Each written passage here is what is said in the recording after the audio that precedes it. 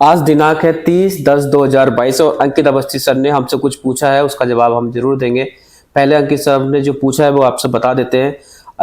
अंकित Awasthi sir ने पूछा है हमसे कि किसी का सही किसी का गलत क्या होता है, अगर सही क्या है उसकी जानकारी अगर पूरी लेनी हो तो उसके कुछ पैरामीटर होते हैं। वो क्या पैरामीटर क्या होते हैं, जैसे कि अंकित अवस्थी सर आपको पता ही है, कोटा में पढ़ाते थे, टीचर थे। वहां पे कोई गरीब आदमी आया, उनसे कुछ क्वेश्चन किया। आइए वीडियो देखते हैं, आपको पता चल जाएगा क्या था। ऐसा नहीं है जनाब, टैक्स की वजह से पुलिस चलती है जो आप टैक्स देते हैं। सरकार ने उसकी स्थापना भी इसीलिए की है ताकि आपको कानून की व्यवस्था अगर बिठानी हो तो वो आपके लिए कार्य कर सके। अब आप कहेंगे आप इस मुद्दे को क्यों लेके आए, कोचिंग वाले को क्यों लेकर आए। आता हूं अब मैं मेरे नैतिक द्वंद्व पर। जैसे मैंने चोर का आपको नैतिक द्वंद्व बताया, अब मैं मेरा नैतिक द्वंद्व बताता हूं। क्या मैं कोचिंग पढ़ाता था जनाब, बढ़िया कमाता था, बढ़िया से परिवार के साथ रहता था, अच्छी जिंदगी जीता था, बढ़िया कोचिंग में था, ऐसी जगह पर था कि देश में किसी को भी नाम लो और ये कहो कि मैं यहां पढ़ाता हूं तो लोग इज्जत से मानते थे कि चलो कुछ बढ़िया कर रहे हो। मेरे पास में एक सवाल आया और सवाल था एक ऐसे व्यक्ति का जो कि आर्थिक रूप से सक्षम नहीं था।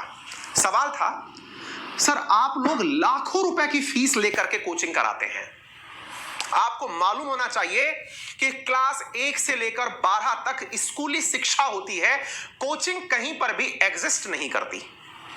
आप लोगों ने एक पैरेलल शिक्षा का ऐसा तंत्र विकसित कर लिया है जिसने भारतीय शिक्षा प्रणाली को खोखला कर दिया है।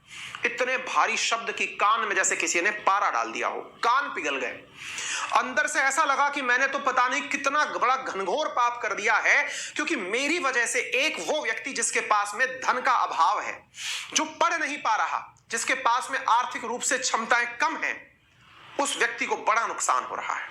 आपको बताऊं, वर्ष 2015 में मैंने जब कोचिंग इंडस्ट्री छोड़ने का निर्णय लिया, उस समय यह सवाल मेरे जहन का एक बहुत बड़ा सवाल था कि यार मैं बहुत हीनियस क्राइम कर रहा हूं, क्योंकि मेरी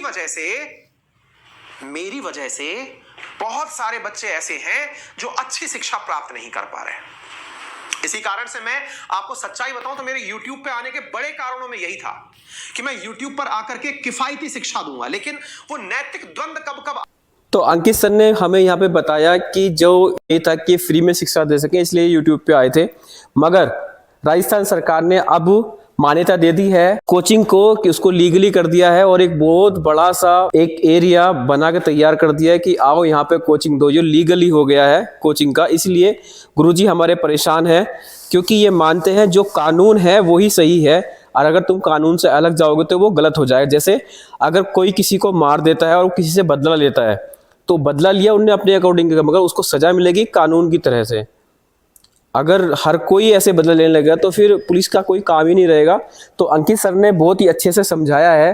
अगर आपको ये पूरी क्लास देखनी है तो मैं आपको डिस्क्रिप्शन में वीडियो डाल दूंगा, आप पूरी क्लास देख सकते हैं जो अंकित सर लेते हैं। कि इसी बीच में एक सवाल बना, coaching hub plan gets thumbs up है। कोचिंग हब, अच्छा कुछ तस्वीरें दिखाता हूं जिन्हें देखकर आपको ऐसा लगेगा कि कोई नया मॉल बन रहा है। पता ये क्या है?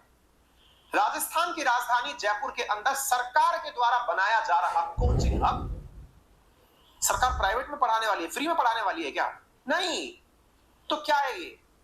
राजस्थान के जयपुर सीतापुरा में एक बिल्डिंग बन रही है जिसमें जयपुर की सारी प्राइवेट चलने वाली कोचिंग्स को बुलाया जा रहा है कि आप शहरों में दाएं बाएं बैठ करके कोचिंग मत कराइए, आपके लिए प्रॉपर एक सुविधा संपन्न जगह बनाकर सरकार देगी, आप कोचिंग चलाइए। दिमाग भन्ना गया भाई, दिमाग भन्ना गया कि मैं मेरे सही और गलत को लेकर चल रहा था, सरकार ने ये क्या कर दिया? सरकार कोचिंग को प्रमोट कर रही है क्या? क्या सरकार ये मानती है क्या कि गरीब को पढ़ने का अधिकार नहीं है, उसी को पढ़ने का अधिकार है जो पैसे खर्च कर सकता है कोचिंग में? भाई मेरे एथिक्स हिल गए। आज मैं आपके सामने यूं ही नहीं आया, मैं भरा हुआ हूं, बहुत दिनों से परेशान हूं।